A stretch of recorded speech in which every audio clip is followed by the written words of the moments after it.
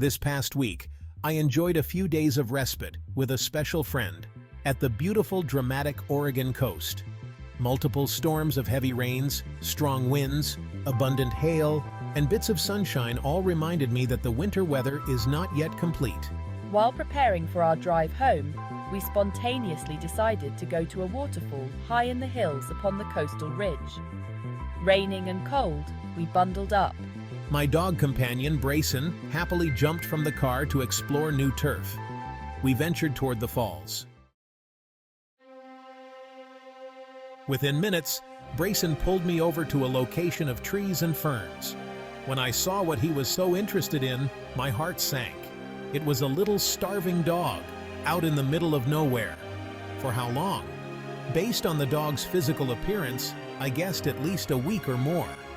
She didn't even notice me as I looked upon her with urgency from 30 feet away. She was enthralled with a dog arriving into her world. I dropped the leash and allowed Brayson to go over to her.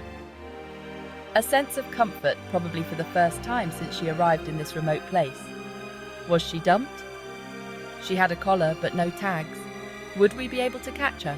Quickly, I returned to the car to gather some turkey meat from the cooler. My head full of thoughts about what to do as I scanned the area, but no signs for lost dog. I tossed little pieces of meat, each one dropping into her world like treasures from the heavens. Again, she never looked up.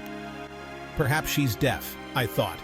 But then my keys shifted in my pocket, and she looked in the direction of the jingle. An empty glance. Luring her in with bits of food, she was now taking meat from my hand. Never looking up. Never registering who might be feeding her. Just a desperate receiving. I gently placed a finger onto her collar. She yelped in fear, snapped at my finger, and ran off into the woods. A perfect time to be an animal communicator, right? Actually, no. As much as I wanted to influence her trust in me, that meant nothing to this little one who was in shock. No connection, no communication. I released Brayson from his leash, instructing him to go find his doggy friend. Sniffing deeply into the thick vegetation, he rummaged until the dog suddenly reappeared. I shifted from anxious to hopeful. But as soon as she saw my friend and I slowly walking in her direction, she leaped into the woods with a yelp and was gone. We waded into darkness, but she never returned. So many feelings brewing: sadness, worry, disappointment, and fear for her survival. I learned about the location of the waterfall from a Facebook group, Pacific NW Waterfalls, so I posted on their page that I had spotted the stray dog. I was reaching out to anyone who might have info. Perhaps there had been signs that came down in the rain, I thought. By morning, I was receiving replies from other concerned people wanting to help. A buzz of caring people turned into a team effort in no time. I called Animal Control of Benton County, and a wonderful officer, Erica O'Neill, was helpful instantly. Let's meet at the location in 2 hours, and I'll bring a trap. I was happy to return and had high hopes that the dog would be in sight. Bring your dog with you, please, she requested, because the little dog is obviously drawn to him. So I packed up Brayson, some snacks, more meat for the dog, and headed back up to the hills. We walked the area where we last saw the dog. No luck. Brayson was sniffing vigorously and told me she was in the vicinity but would not come out. She sleeps in her safe place when it's raining. The light Oregon rain was falling. Erica set a humane trap, and we created a schedule for us to return and check it at varying times. I couldn't help but have a hopeful fantasy that she would come running out for the meat before we left the area.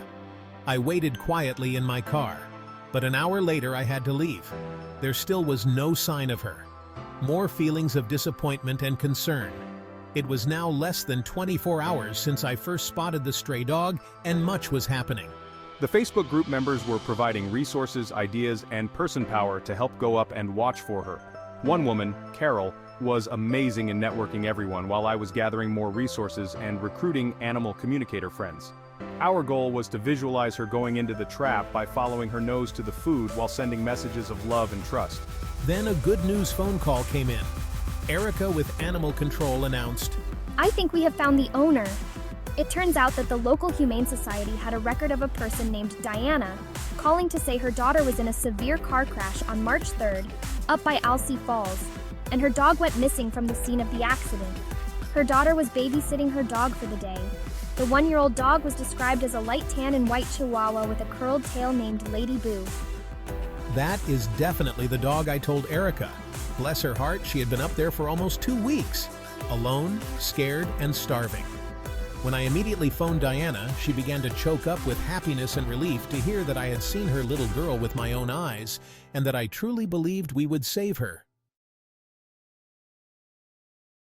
By the search for Lady Boo. 3 hours later, I was meeting Diana and driving back to the falls. With the help of experts who catch stray dogs, we learned to bring her favorite squeak toy and an item with Diana's scent on it. We were guided on how to lure her to us in her current state of mind, referred to as flight mode. We were told she would not come to her name, however, she would follow her animal instincts. Food, quiet, patience, and the human scent were key ingredients to safely capturing this vulnerable, starving dog. I was unable to walk due to several physical issues, so my 16-year-old grandson walked around with you.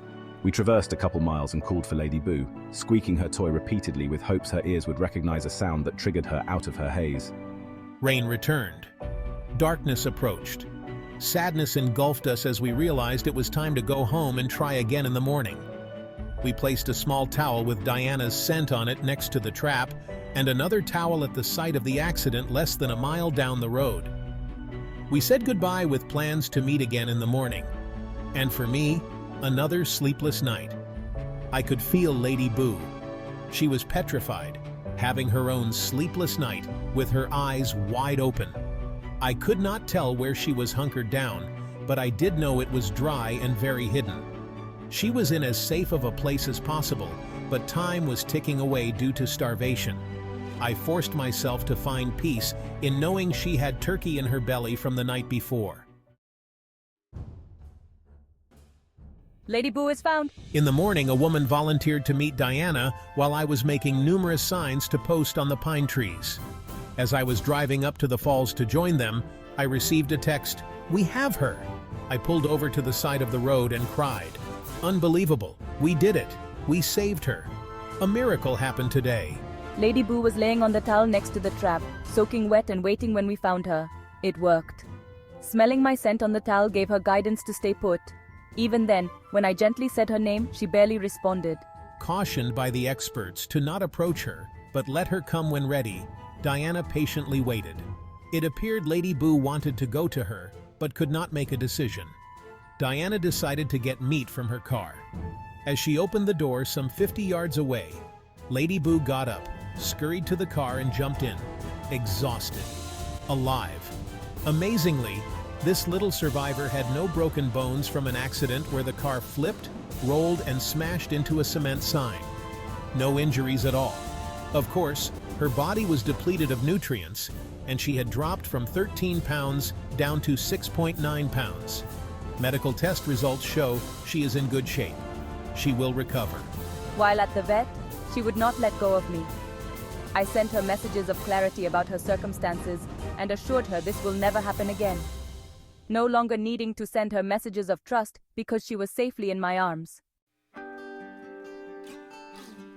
As I look into those beautiful eyes now, I wonder what it was like for her out there in the elements for 2 weeks. Intense weather conditions and risks of predators. Could I have handled it as well as she did? I'm not sure. One thing of which I am sure, I know a true miracle happened.